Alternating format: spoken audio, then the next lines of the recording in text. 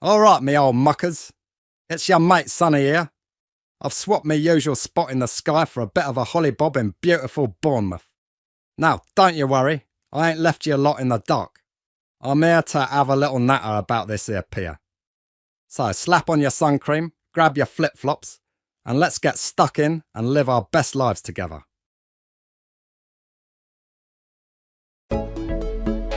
Come on, I think we can do a little better than that.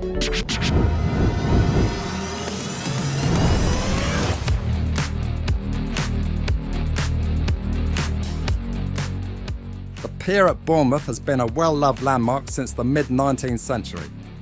It all started in 1856 with a modest 100-foot wooden jetty. But dreams grew, and the pier has been extended and repaired on 4 occasions, and today stands over a mega 1,000 feet long. Stretching out across the waves, it hasn't always been plain sailing for this old wooden structure.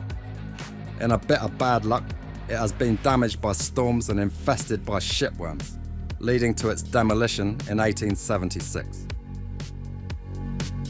But the people of Bournemouth didn't give up.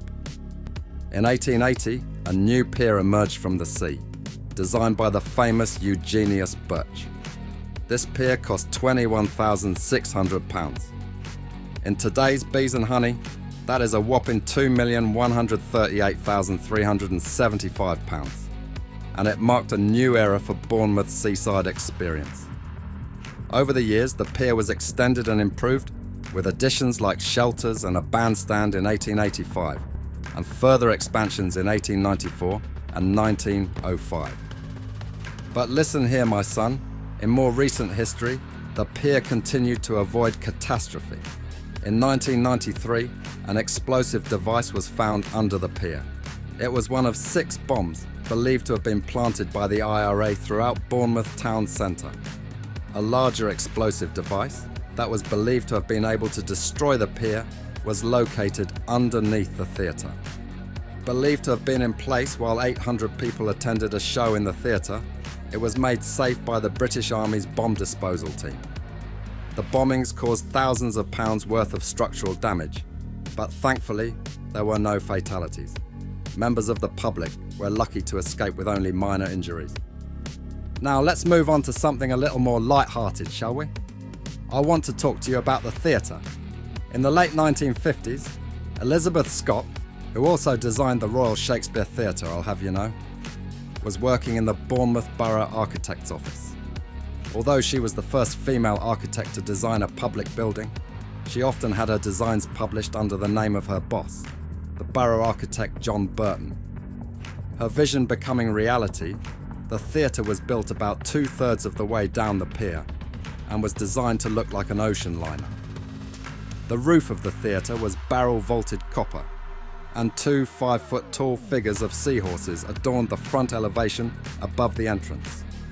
Proper posh-like. The theatre closed in late 2013, and in May 2014, the building reopened as Rock Reef, a brand spanking new indoor climbing adventure activity centre. The new use, in a surprisingly forward-thinking move, was carefully designed to allow a return to theatre use if so desired in the future. Today, the pier is home to a whole host of attractions, including the aforementioned brand spanking new indoor climbing adventure activity centre. There is also a zip wire stretching from the end of the pier to the Golden Sands below. Adorning the award-winning beach are a selection of restaurants, cafes and gift shops. You can even go see penguins at the Oceanarium if you so choose. Talking of cold ones, one of the popular spots on the pier is Aruba, a Caribbean-themed bar and restaurant. It offers stunning panoramic views that stretch from the Isle of Wight all the way to Sandbanks Beach with Studland Bay and Old Harry Rocks beyond. There are also a whole variety of events that take place on the pier. For example, there are tribute nights for artists like Dolly Parton and Michael Bublé, as well as themed dining experiences and music events. One of the notable events is Peer Pressure, a house music event that takes place several times a year. It features special guest DJs and is known not just for the music, but the incredible sunsets.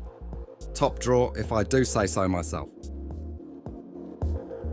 Now, bear in mind, I've not been to one myself. The old man don't let me go out at night, but I have it on good authority from my mate Terry. He has a better time at one of their parties than he does in a Maserati 3200. Now that's saying summer. So lads and lasses, that's the tale of the Bournemouth Pier and its theatre. It's all about dreams, hard graft, changes and keeping strong. And who knows, maybe one day that theatre will be back in all its glory. Right, been a pleasure, I'm off back home. Remember to give that like button a smash in it. Found me on YouTube? If you'd do me the gracious honour of subscribing too, that'd be top notch. Cheers and see you next time.